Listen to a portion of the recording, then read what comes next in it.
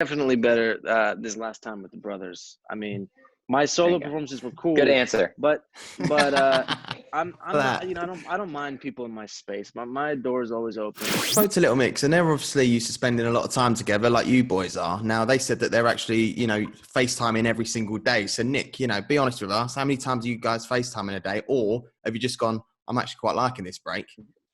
We've actually spoken. Not all three of us at the same time, but I've spoken to at least one of the brothers every day since all this began. Yeah. So pretty consistently.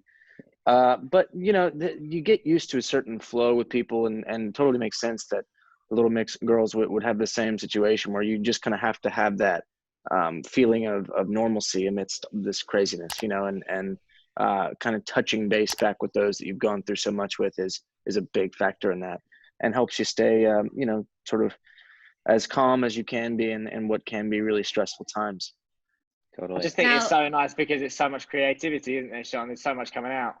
Oh, yeah, it's just so lovely. And actually, today is a whopper of a day for you guys because you're giving the fans not one, but two new singles. The first is called X. The second is called 5 More Minutes. You played this at the Grammys. Joe, did fans hassle you so much for the official song that you actually thought, I've just got to release it?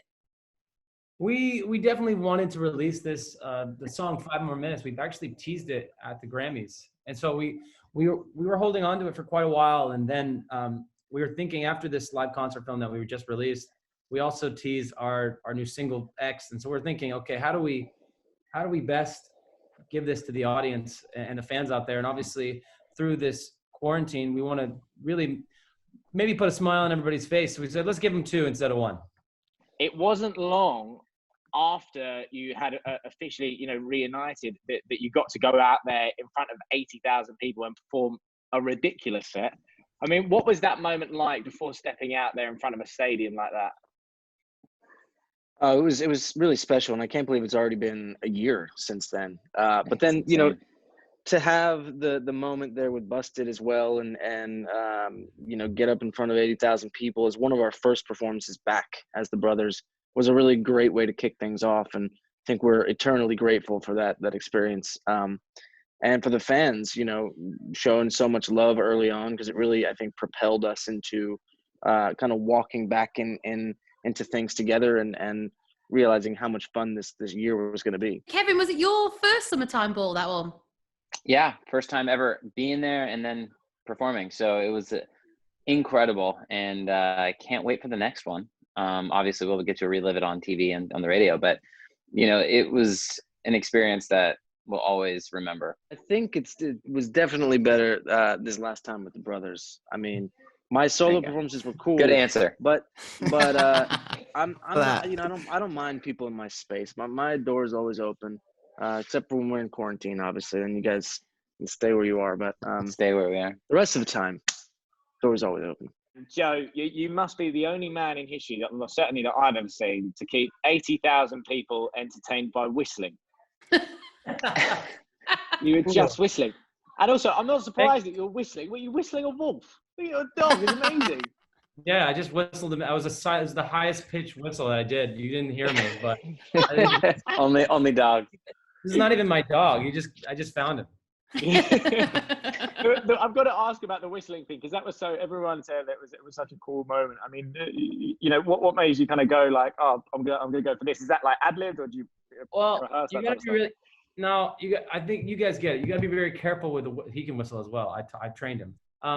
Whistling is it's very key thing to do. You got to be very smart about it. But if you whistle straight on the mic, it's going to sound really crazy. So you have to make sure that you kind of like turn the mic. That's just a little hint for you. But yeah, to get a lot of people whistling back, that's one of my pride and joys of my career so far. It was crazy.